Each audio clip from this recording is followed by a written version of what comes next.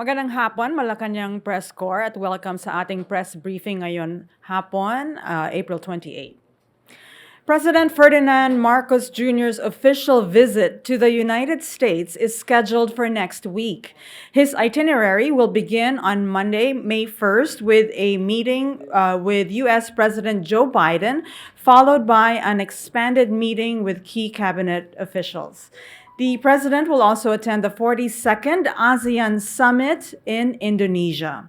To give us an update on these, we are joined by the Department of Foreign Affairs spokesperson Maria Teresita Daza, Office of the American Affairs Deputy Assistant Gunther, who is not really joining us right now, and Office of ASEAN Affairs Deputy Assistant Secretary Angelito, Nayan. Good afternoon to our DFA officials. Okay, go ahead, ma'am. Thank you for this opportunity, Daphne. Allow me just to give you an overview of the two trips that have been assigned us to talk on. So in terms of President Marcos's official visit to the United States, let me refresh you in terms of the press release raised a couple of days ago. President Marcos will travel to Washington, D.C. from 30 April to 4 May 2023 on an official visit aimed at reaffirming the special relationship between the Philippines and the United States. As mentioned, the President's itinerary will begin on May 1 with a meeting with U.S. President Joe Biden, followed by an expanded meeting with key cabinet officials. The visit will reaffirm the bonds of friendship that give definition and significance to the many facets of the bilateral relationship, underpinned by the close affinity shared by the Filipinos and Americans alike for many years. It will substantially progress efforts to further deepen relations and political ties, to bring about lasting socioeconomic partnerships, as well as enhance defense and security cooperation. The President is expected to advance Philippine socioeconomic development priorities and harness closer partnerships in such areas as agriculture, energy, climate change, digital transformation and technology, humanitarian assistance, disaster relief, supply chains, and infrastructure. The U.S. is a major bilateral trade and official development assistance partner and maintains a shared commitment with the Philippines for more dynamic economic relations. Other scheduled activities of the President will include meetings with legislators, major U.S. companies, and business organizations, and he will also deliver a major policy speech in a think tank in Washington, D.C. While in Washington, he will also meet with members of the Filipino community who represent the Philippine-American diaspora in the United States, numbering some 4.4 million. That is for the U.S. trip. Allow me now to proceed with the visit and participation in the 42nd ASEAN Summit. President Ferdinand R. Marcos Jr., along with leaders of ASEAN member states, will participate in the 42nd ASEAN Summit in Labuan Bajo, Indonesia, from 10 to 11 May 2023 at the invitation of President of the Republic of Indonesia, His Excellency Joko Widodo, as this year's ASEAN Chair under the theme ASEAN Matters Epicentrum of Growth. The ASEAN Summit provides a platform for ASEAN leaders to discuss and exchange views on key regional issues and build consensus on matters of mutual interest and provide policy directions on ASEAN community building efforts. The opening ceremony of the 42nd ASEAN Summit will be held in the morning of 10 May. Following the plenary session, a series of interfaces among ASEAN leaders and representatives and/or delegates of relevant ASEAN bodies are scheduled on the same day. The ASEAN leaders will hold interfaces with the following: the ASEAN Interparliamentary Assembly, or the AIPA, the ASEAN Youth Representatives, ASEAN Business Advisory Council, or ASEAN BAC, High-Level Task Force on the ASEAN Community Post-2025 Vision. Following the leaders' decision on the application of Timor-Leste for ASEAN's membership at the 40th and 41st ASEAN Summits in 2022, the ASEAN leaders are expected to adopt a roadmap on Timor-Leste's full membership in ASEAN at the 42nd ASEAN Summit. The Prime Minister of Timor-Leste, Tar Matan Ruak, is expected to attend the 42nd ASEAN Summit as an observer for the first time. The President will also take part in the 15th Brunei Darussalam Indonesia Malaysia Philippines East Asian Growth Area or BIMP-IAGA Summit, which will be convened on the 11th of May 2023. The BIMP-IAGA Summit will be chaired by Prime Minister Anwar Ibrahim of Malaysia. And here, during this meeting, the President will discuss developments under BIMP-IAGA Vision 2025 towards promoting economic development, strengthening connectivity, and the sustainable management of natural resources in the sub-region. Expected after the meeting are some 16 outcome documents which are being targeted to be issued, adopted, or noted during the meeting. That concludes the overview of these two meetings. Okay. ASEC Nayan, would you like to add something? Thank you very much, Ma'am Daphne. Good to see you again, members of the press corps whom I had the pleasure of meeting at the UN General Assembly last September. Good afternoon. Thank you for this opportunity. Thank you, Spokesperson Ambassador Daza, for the overview. This is the fourth time Indonesia has assumed responsibility as chair of ASEAN, having been the ASEAN chair in 1976, 2003, and 2011. And this year's theme is ASEAN Matters, Epicentrum of Growth. The President is expected to assert the importance of demonstrating ASEAN's centrality in the region amidst geopolitical rivalries and advancing the Philippines' priorities in ASEAN through regional and multilateral cooperation in areas such as long-term food and energy security, efforts towards economic recovery, combating transnational crimes, upgrading of technical and vocational education and training, adopting climate and disaster resilient technologies, and transitioning to renewable and alternative energy technologies, and the protection of migrant workers, among others. You would be interested to hear that one of the important outcomes of the summit is a leader's declaration on combating trafficking in persons caused by the use and misuse of technology. The statement is yet to be finalized, but this is something that the Philippines fully supports, owing to our advocacy in ASEAN on the protection of migrant workers and the Philippines' role as lead shepherd for ASEAN cooperation against trafficking in person under the framework of the Senior Officials Meeting on Transnational Crime. That's it from my part. Thank you very much, ladies and gentlemen. Okay, thank you. And now we open the floor. We have Maricel Halili of TV5. Thank you, Ms. Daphne. Hi, good afternoon, Ambassador Sir Nayan. Ambassador, you mentioned several issues that may be discussed by the President during his meeting in Washington. Aside from these issues, ano pa po yung magiging focus ng discussion ni President Marcos with President Joe Biden? Are they going to discuss issues about EDCA, security, and China?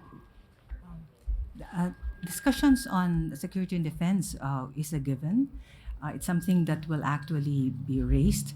But I think for this trip, there will be a heavy emphasis in terms of the economic agenda, how the President will actually work to advance his priorities in terms of agriculture and food security, in terms of infrastructure development, in terms of renewable energy and clean energy. So these are some of the sectors that will actually be highlighted during the visit itself. As I mentioned, there will be several activities during the visit of the President. He will have his official meetings across the duration of his trip. But when it comes to the President Biden, it will be on May 1. He will also have an expanded bilateral. He will meet with different companies, and where he will actually be able to promote the Philippines, both as a trading partner as well as an investment market. So there will be a lot of opportunities during the time that the President is in Washington, D.C., and I think he will cover various aspects of the relations. It's not just defense and security. It will also be economic promotion of economic interests and the like.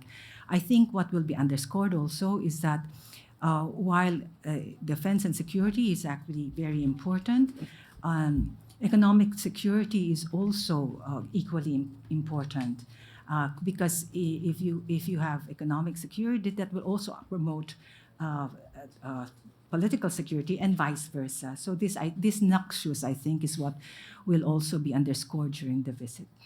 Ma'am, do we expect some agreements to be sealed or signed during Right now, Maricel, what I do know is there will be a joint statement that will be released, and between the two leaders' joint statement. The U.S. will also come up with a fact sheet on the bilateral relations. There may be one or two other documents, but right now I am not at liberty to talk about these. Okay, thank you, Maricel. We have Nestor Corrales. Good morning, Ambassador Daza. As a military ally of the United States, what commitment will President Marcos ask U.S. President Joe Biden in the face of China's persistent encroachment in Philippine waters and harassment of Philippine troops? Because just this Sunday, a Chinese Coast Guard ship blocked a Philippine patrol vessel, causing a frightening near collision of Philippine Coast Guards BRP Malapascua with a Chinese ship near Ayungin Shoal. So what particular commitment will the President ask his counterpart during their meeting? First, I'd like to say we take note of the PCG incident report that was actually also raised in the media.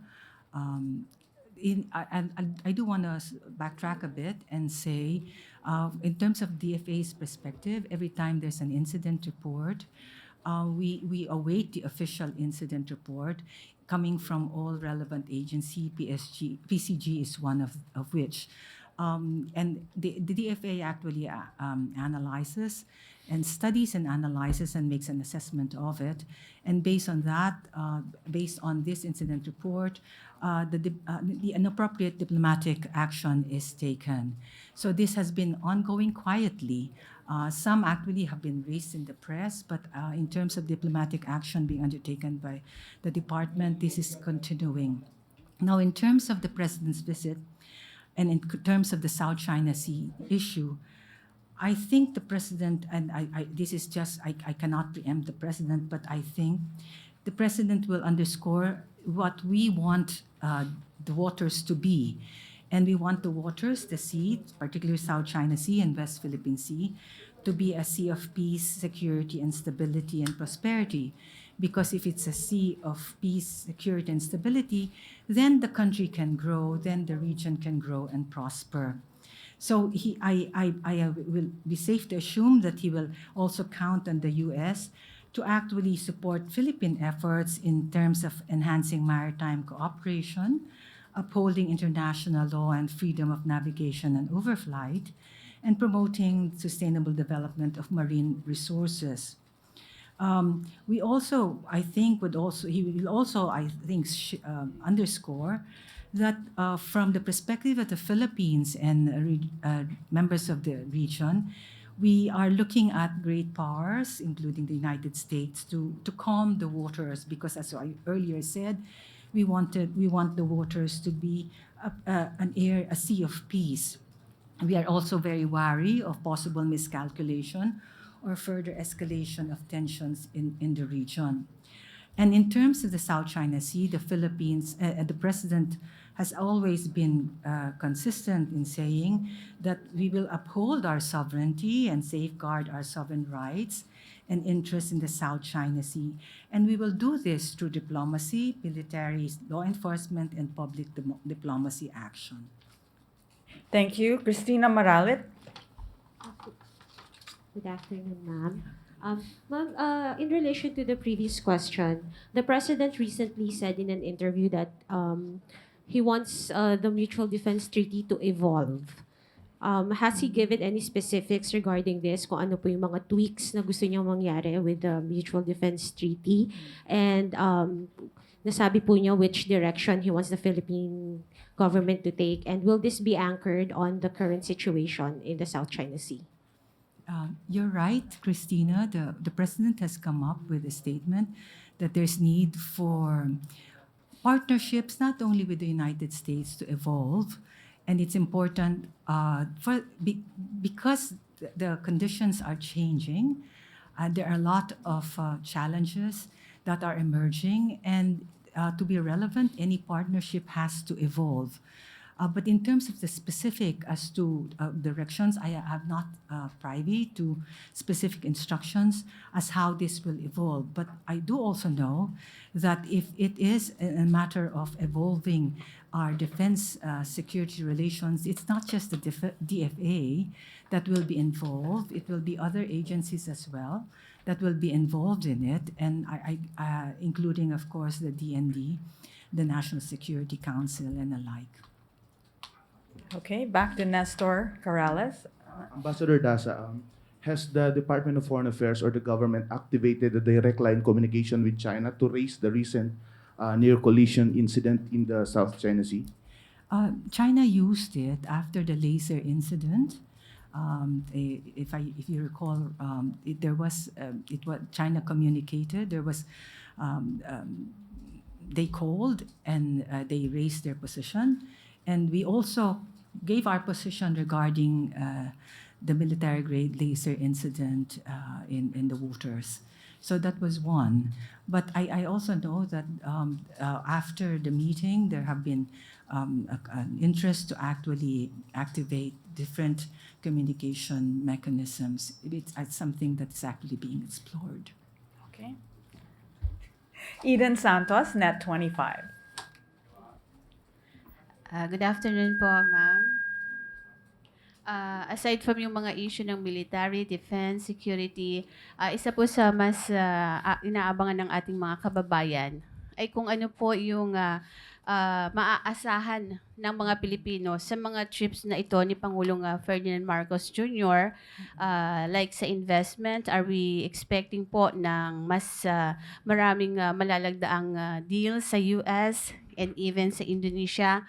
Alam naman natin na laging nakatutok ang pansin ng ating mga kababayan, especially mga kritiko ng administrasyon, dito sa mga biyahe pong ito, foreign trips ng ating Pangulo. Yes, Eden, that's a fair question. I think it's important that we also know exactly what happens after, but it's premature for me to actually say exactly what would come out of the visit. I do know that the president will be joined by the economic team, and there will be different activities, as I mentioned earlier. And through this, I'm sure that there may be some arrangements that would actually evolve. So it's something that I will ask you to wait a bit, and I'm sure PCO would come out with releases relative to what has been accomplished during the meetings, the numerous meetings that will be held while the president is in Washington. Okay. Raquel Bayan. Okay, thank you. Ma'am, good afternoon po. Will the President meet with the Filipino community in US po? It's safe to assume he will. It is a very big community. The community has actually contributed greatly to the United States economy and alike. So it is safe to assume that he will be meeting with the community, which he has been doing actually in all his trips. It's like a template in terms of the trip, the meeting with the community which the president enjoys actually is one of the things that's actually always included in the trip, schedule allowing. Do we have data po how many Filipinos are there in US po? Or There- DC alone, ma'am? For DC, allow me to check if I can have it, but it's 4 million that we have in terms of statistics. Let me get this right. As of June 2020, the US is the top destination in terms of overseas Filipinos. The number of Filipinos living in the US is estimated at 4.21 million, making Filipinos the third largest Asian group in the country. A number of Americans of Filipino descent also hold public office in the US. And among the top states with the largest concentration of Filipinos or Filipino Americans are California, which has about 1.6 million, Hawaii, which has 372,000, roughly 372,000. Texas, which has about 202,000. Washington, which has about 190,000. I'm rounding it off, no? And Nevada, which is about 174,000. Okay. Ma'am, last, sorry po. Who are the cabinet officials po that will going to accompany the president to US? The final list always comes closer to the date of the trip.